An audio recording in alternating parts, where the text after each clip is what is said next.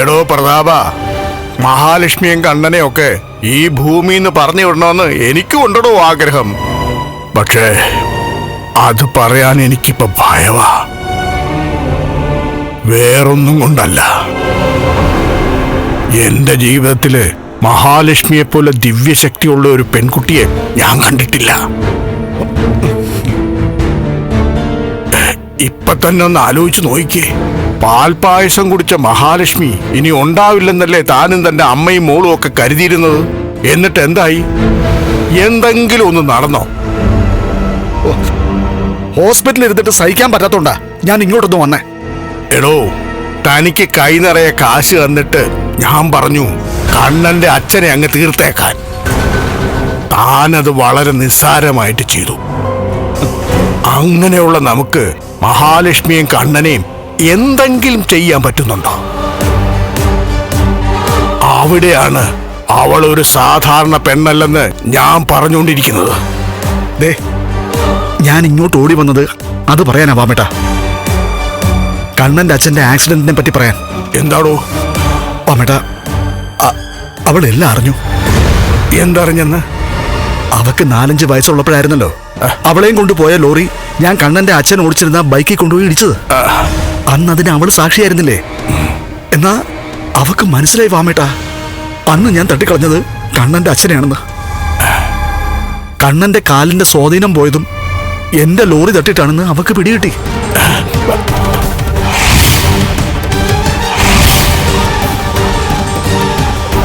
ഇതെങ്ങനെ സംഭവിച്ചോ? എനിക്കറിയത്തില്ല വാമേട്ടാ. എന്നിട്ട് എന്നെ അവൾക്ക് സംശയമുണ്ടോ? ആ കാണും. ആ രീതിയിലൊക്കെ അവള് സംസാരിച്ചു. ഓ എന്റെ ദൈവമേ, ഇനി ഇത് കേസാക്കുവോ? കേസാക്കുവോ വഴക്കാക്കുവോ ഒന്നും എനിക്കറിയത്തില്ല. അവൾ ഈ വിവരം കണ്ണനോട് ഇതുവരെയും പറഞ്ഞിട്ടില്ല. പറഞ്ഞു കഴിഞ്ഞാൽ ചിലപ്പോ നമ്മൾ കോടതി കയറി ഇറങ്ങേണ്ടി വരും. ഉറപ്പല്ലേ? ഈ മഹാലക്ഷ്മി വരുന്നതിന് മുമ്പ് അവൻ ഏറ്റവും കൂടുതൽ സ്നേഹിച്ചിരുന്നത് അവന്റെ അച്ഛനെയാ. എന്നുവെച്ചാ അവന്റെ അമ്മ പോയതിനു ശേഷം അവനെ ഒക്കത്ത് വെച്ചുകൊണ്ട് നടക്കുകയായിരുന്നു വിശ്വനാഥൻ. അന്നത്തെ അവന്റെ കാര്യം തനിക്കറിയാവോ? ആ സംഭവത്തിന് ശേഷം വീൽ ചെയറിൽ ഇരുന്നു കൊണ്ട് പുറത്തിറങ്ങാൻ തുടങ്ങിയവൻ ഏതു ലോറി കണ്ടാലും പാറക്കല്ലെടുത്ത് എറിയുമായിരുന്നു. അവന് ലോറിയോട് അത്രയ്ക്ക് ദേഷ്യമായിരുന്നു. അത് ആനന്ദുവിനോടും അവന്റെ കൂട്ടുകാരോടും ഒക്കെ ചോദിച്ചാൽ അറിയാം. അങ്ങനെയുള്ളവൻ നമ്മളാണ് ഇതിന്റെ പിന്നിൽ പ്രവർത്തിച്ചതെന്ന് അറിഞ്ഞാൽ തീർന്നു തന്നെ.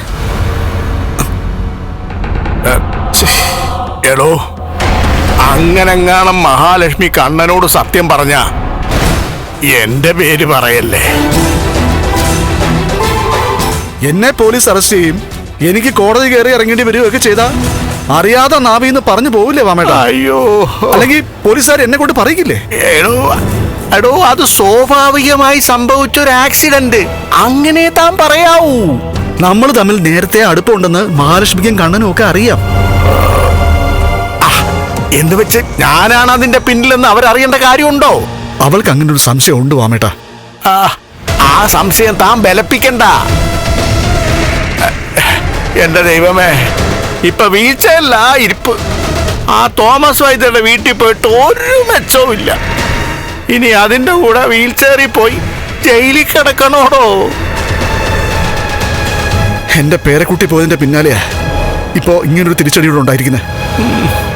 കണ്ണന്റെ അച്ഛന്റെ കൊലയാളി ഞാനാണെന്ന സത്യം മനസ്സിലാക്കിക്കൊണ്ടാ അവള് നടക്കുന്നേ. അന്നത്തെ ആക്സിഡന്റിനെ കുറിച്ച് അവൾ ഇടയ്ക്കിടയ്ക്ക് പറഞ്ഞ് എന്നെ വരട്ടുക. പക്ഷെ ഇന്നാണ് എല്ലാ സത്യങ്ങളും തുറന്നു പറയുന്നത്. ഈ സത്യങ്ങളൊക്കെ അവക്ക് മാത്രമല്ല അമ്മേട്ടാ, അവളുടെ അമ്മയ്ക്കും അറിയാം. അതുകൊണ്ട് എന്റെ മോഹിനിയുടെ മുമ്പിലും ഞാൻ പഞ്ചപുച്ഛം അടക്കി നിന്നേ പറ്റൂ. നിൽക്കണോടോ? അമ്മയുടെ മോളുടെ മുമ്പില് താൻ തല താഴ്ത്തി തന്നെ നിൽക്കണം. അല്ലെങ്കിലേ ഇനിയുള്ള കാലം മുഴുവൻ നമ്മൾ അകത്തായിരിക്കും. അത് മറക്കണ്ട.